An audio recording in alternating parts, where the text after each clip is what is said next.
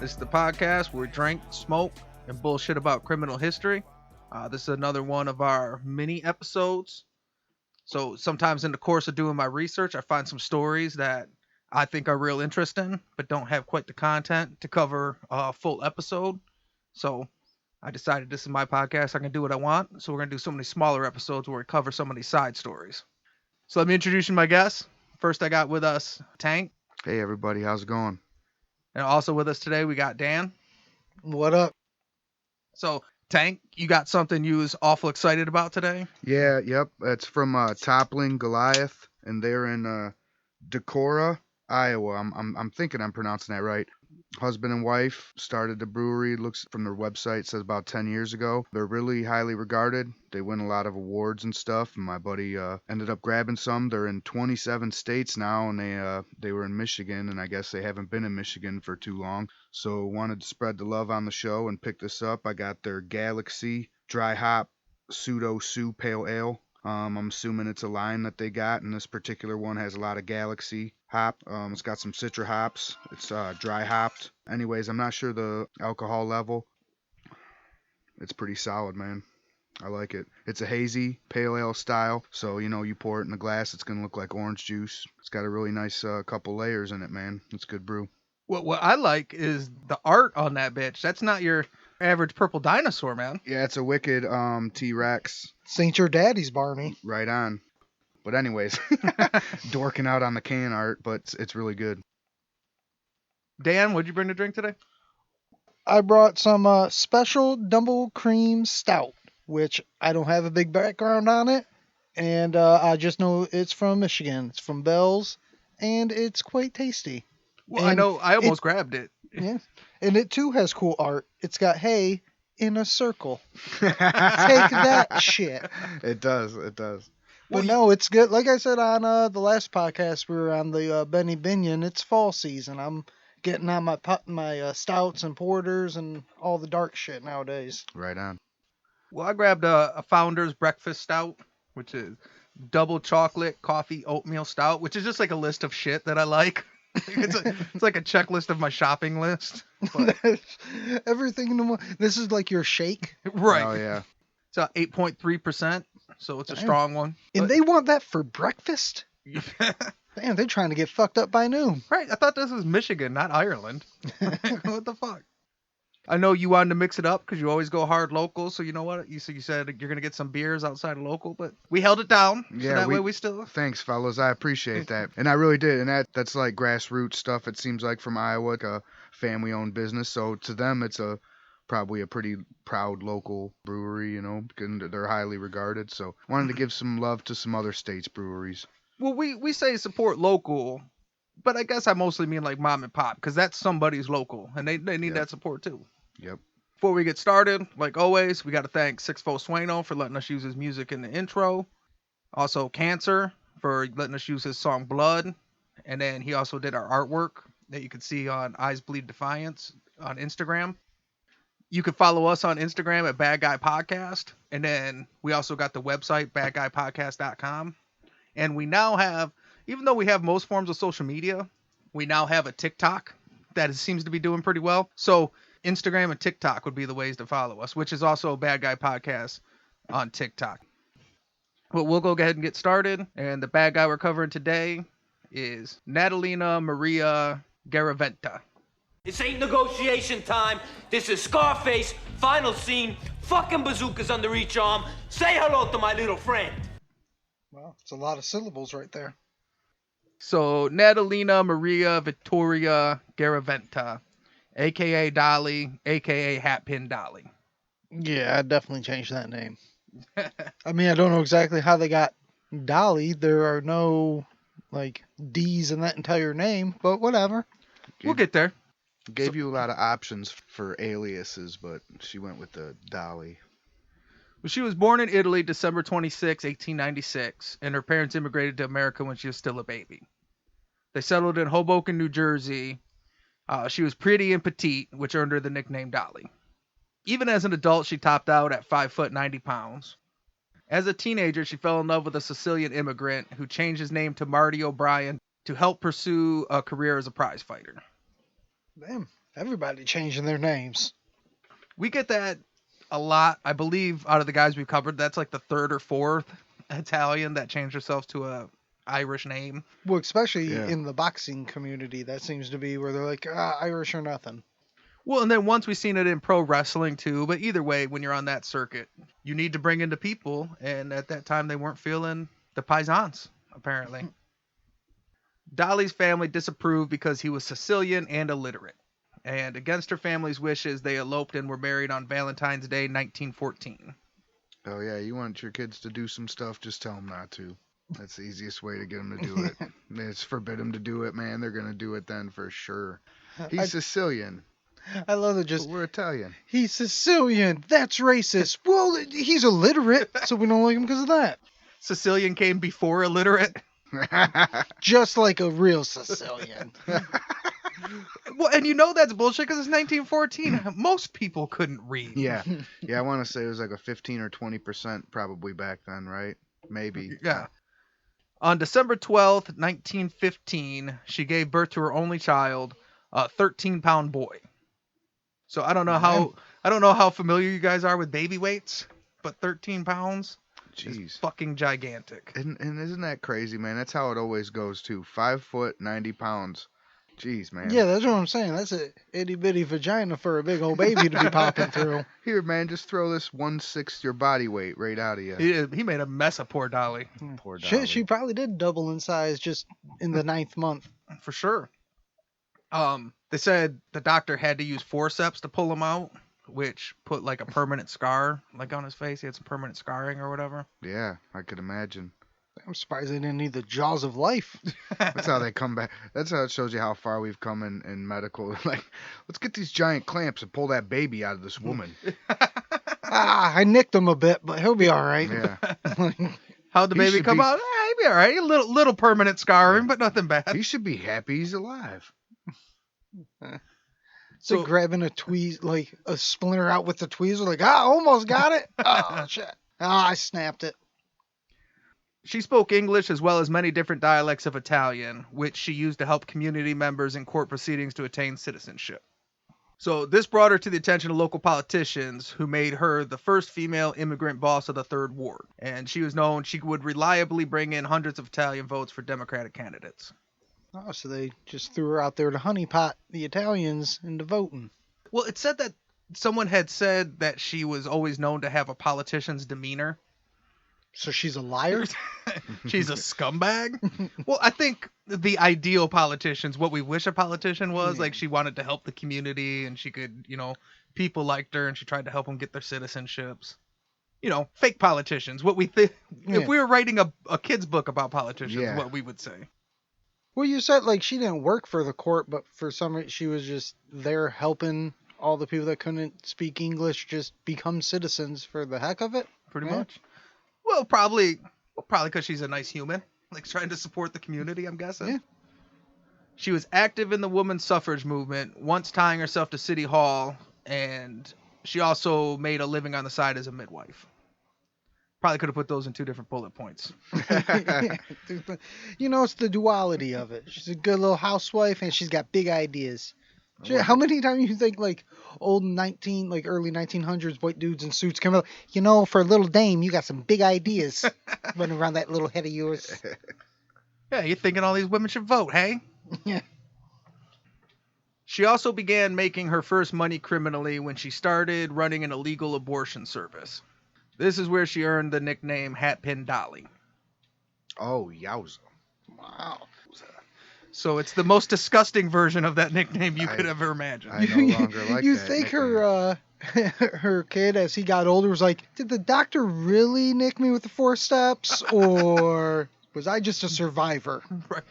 I hate- Hatpin, That big ass baby fucked her shit up so much. She's like, no woman will ever go through this. legend has it she was arrested at least 6 times and convicted twice for providing illegal abortions. Okay. Damn. Now, trying to avoid getting into the politics of it, I get 2 different stories looking it up. Some people seen her as a community hero, that she was one of the options to offer sanitary, legitimate options, like a woman safe, healthy option She had experience as a midwife, as a pre-Roe versus Wade alternative to get an abortion. Some people just say she was making $50 a pops off abortions with a hat pin.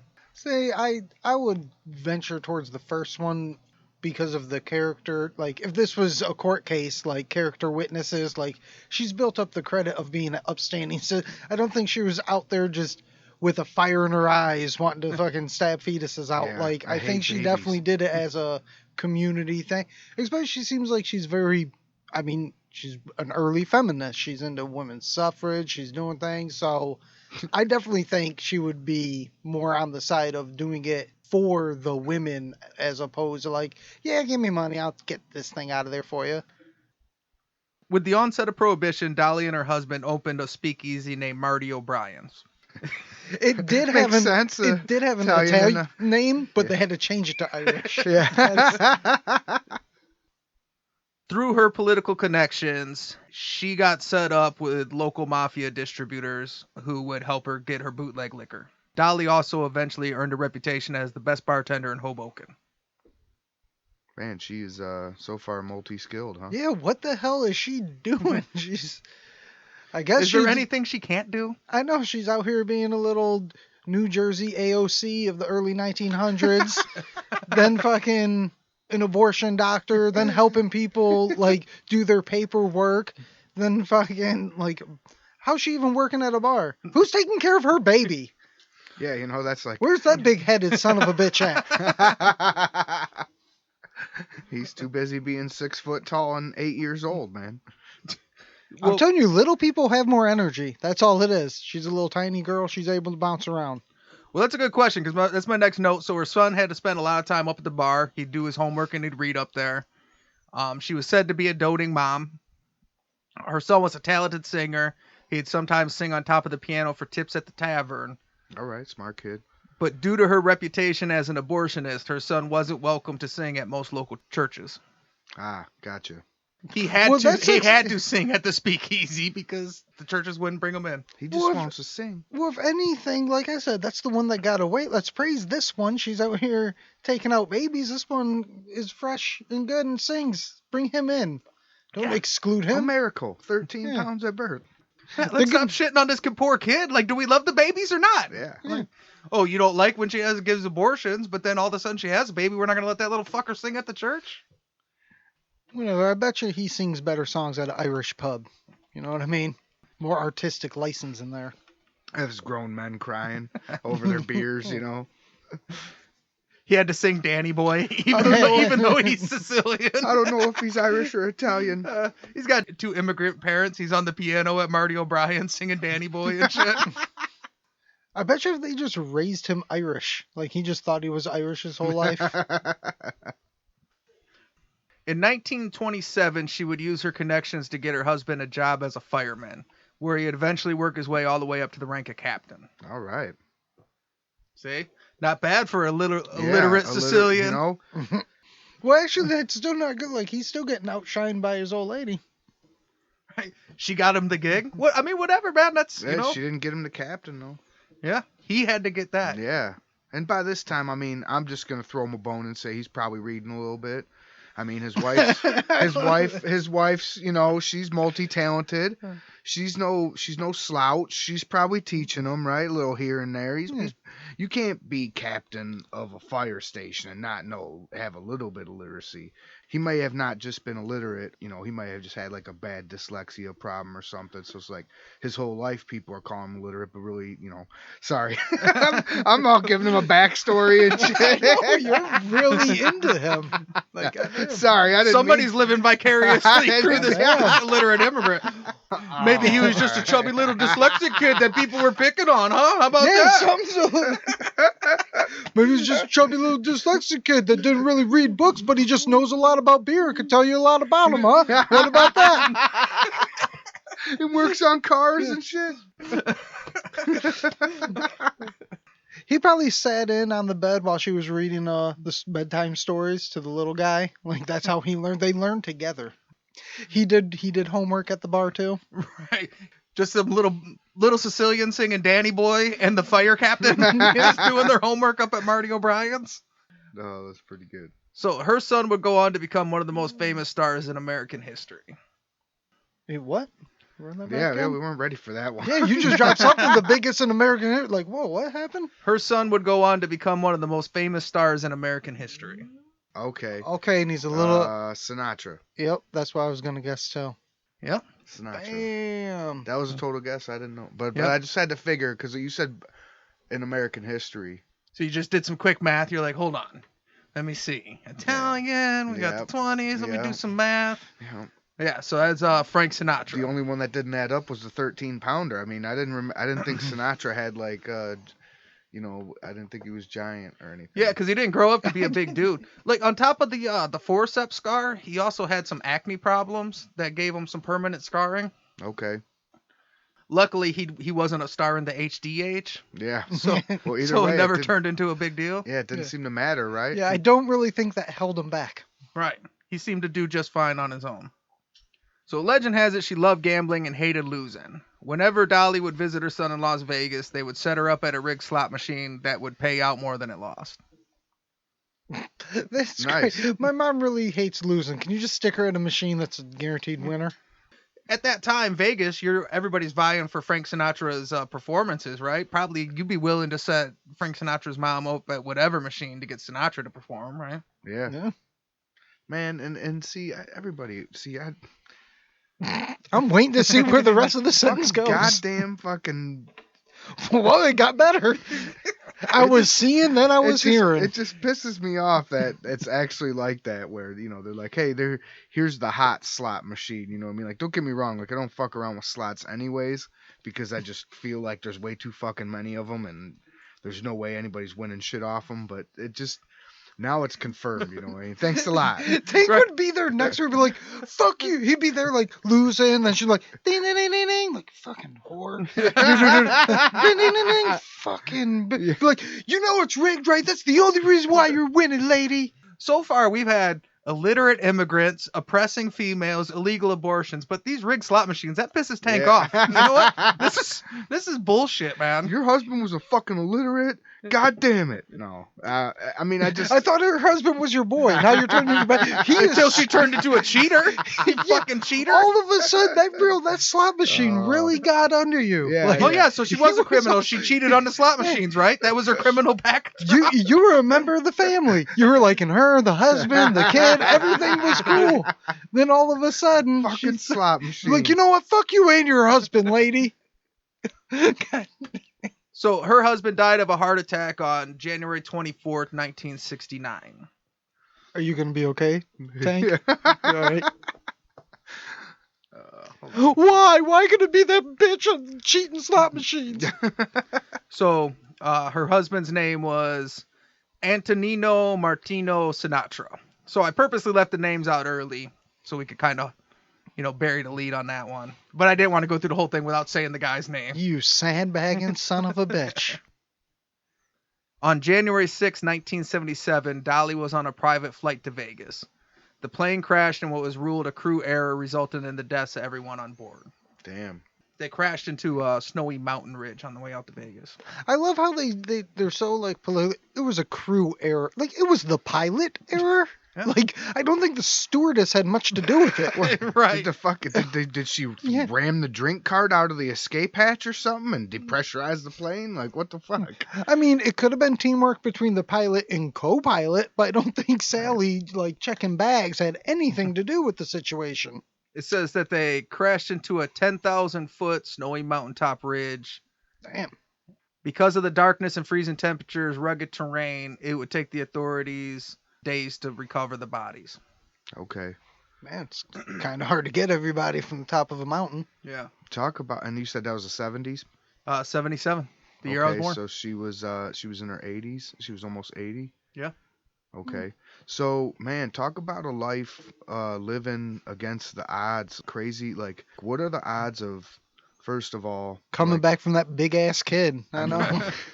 right? they Like, they had to do like 5 husband stitches on that one. You know what I mean? I know a lot of people were moving to America at that time, but you move to America, your husband's illiterate and he somehow works his way to captain of the. I mean, don't get me wrong, she had connections with the mob and shit. and then like your son's Frank fucking Sinatra, and then just one day you're fucking flying in a plane, and which they say is like one of the safest ways to travel, supposedly, if you believe the statistics, and then you just crash into a fucking mountaintop, a snowy mountaintop, and shit's like, man, talk about a life of just slim odds living, you know what I mean? Right. Well, Damn, not how's it? slim odds living at the casino though, fucking rigged odds living there, but I want to see Tank host this one time. That was a lot shorter than what you did. Right? That's the TikTok 15-second story. Yeah, You know, Dolly Sinatra. But no, I mean, it is real weird. It just hit me. Her escalation. Yeah, she married the illiterate, but I mean, he was Sicilian. That was a big problem. But like she started off like helping immigrants get legal status. She was doing abortion. She was fighting for suffrage, and then she just turned into she was a great bartender, and she did bootlegging with the mob, and she turned into a gambling addict. Like that's what happened. She went from AOC to just like the drunk old lady like at Vegas that Tank wants to punch in the face. well, not her, not her, but the I know. casino owners. Well, Like, no, I kind of skipped through the story. I could have dug into. The problem is it's a lot of insinuation, and I can't make it one big legend has it, but everybody knows a lot of Frank Sinatra stories involves a lot of mob connections and breaks Yeah. here and there. So a lot of people say that his rise to stardom might have been the same way she used her mob connections to get liquor, to get, her husband into the fire academy. right Could have on. been used to get him gigs and get stuff done for him, which helped escalate him to the top. Well, I mean, we've done a lot in the early 1900s. The line between mafia people and politicians is even slimmer than it is now. Now, Yeah. there is no mob; it just is the state nowadays. So back then, like her being political in the beginning, then her running a bar and being a bootlegger, like yeah, the mob is, of course, they're in, and there's some like how much of an influence she had, like you said, that's like a legend has it situation. We don't know exactly, but like, yeah, if you ran a bar back then and shit, you probably You had knew some some connections. mobsters. So she was portrayed once by Olympia Dukakis in a 1992 biographical miniseries on Sinatra. But here's some pictures of Dolly Sinatra. So, Hello, Dolly. so some of them obviously they're not great pictures because they're a little bit older, but we got a bit of a progression. Yeah. And you can see that she's definitely a small lady because that's her with Frank Sinatra in the middle, and he's not a Yeah. big dude, and he looks like fucking Rip Hamilton standing over her or some shit. right. Yeah, she looks in that last picture, and it's kind of her size, but also in that last picture, for some reason, it could be those glasses. She reminds me of that real tiny lady who's been in everything, like from when I was childhood to today. She's still like on CSI, but she was Oh, I the know who you're principal talking in about. Kindergarten Cop. Oh, That's yeah, like her yeah. most I know who you're famous talking thing, about. I think. Yeah, I know But who like you're she's talking in about. everything, and like she's still around, and like she's been old since I was a little kid. I forgot what her name is, but I know who you're talking about. Her name is Linda Hunt. Yeah, Oh, Linda Hunt. okay. The most basic ass name ever. Like Yeah, how, that is a tough one that's to so remember. hard to remember. Right. Damn, how many times do you think throughout Sinatra's life, because she's a little Sicilian lady, he had to hear the story? 13 pounds, this little frame. You think that was easy? Well, You I think gotta he say, heard that all the time? as a man who had an Italian grandmother who lived not far from Hoboken, New Jersey, whose parents came from Italy, rest in peace, Nona. It's yes, heard it a lot, and on top of that, when memories were fading of other things in life, that was a sharp memory and easily remembered and brought up. So What one of the last your big every time you see your Yeah. big ass, that's a reminder Yeah. of it. This story is really hitting home for Tank over here. well, Italian grandma. This is gonna wrap up the case study of Tank's childhood with the Sicilian grandmas and shit. I told you I learned how to read. All right, let's just say hello to the bad guy. Thanks for coming, and thanks for listening.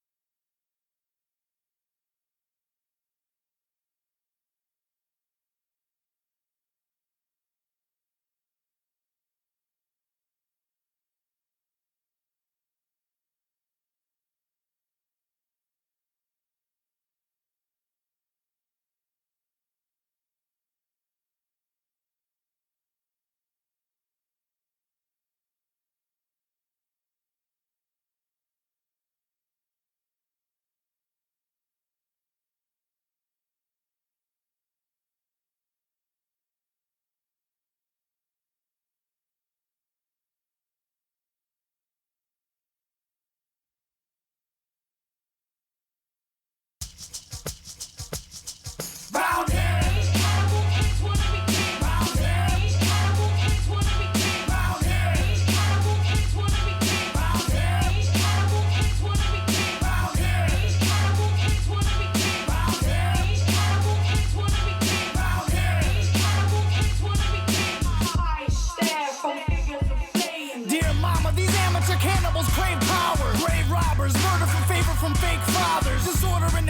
With shackles to break out of. They cower solo but mob them and they crowd us. Spilling in the street with heat like hot lava. Pop bottles, molotovs tossed and rocks follow. Ominous disciples like vipers, they strike quickly. Come at me like an army, I'm tearing you down with me. Spit like a baron, rulers of bread like Kaiser. Roll with the goal and get beaten like outsiders. These amateur animals swing in the wrong jungle. Climbing the wrong vines mean these lions will snuff you. Concrete wilderness building our own structures. Writing our own order, appointing our own judges. Overthrowing authority, morally lack conscience. Fighting for survival with rivals with throat punches.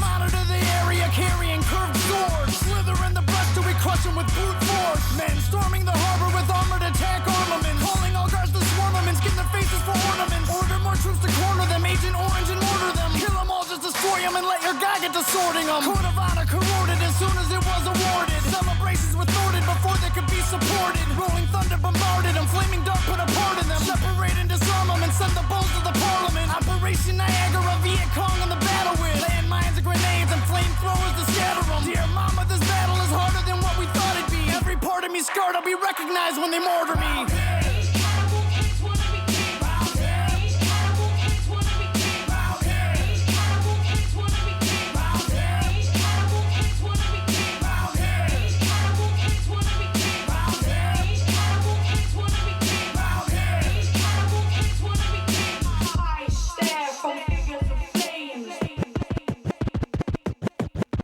It's almost time to run, put on your army helmets now. You're running toward the sun with all your guns, defenses down. Flashes everywhere, the lights create an atmosphere. Water in your lungs, you pray for death, but life is here. You're about to die, face it, you're about to die. Zero sand in your glass, fuck it, you can't even cry. Put a dagger to your neck, just to keep yourself in check. Put a dagger to your neck, just to keep yourself in check. Everybody grab a side as you fight to stay alive. Dancing on a hand grenade so you can die and they survive. Silver bullets in the sky, dropping 7-second death. Scattering the children, run, rub until there's nothing left. Ashes in the water, sons and daughters holding flags up high. Wallow in the harbor as the military tanks arrive. Penetrate the border with disorder like an animal. Every war has the honor of turning kings into cannibals.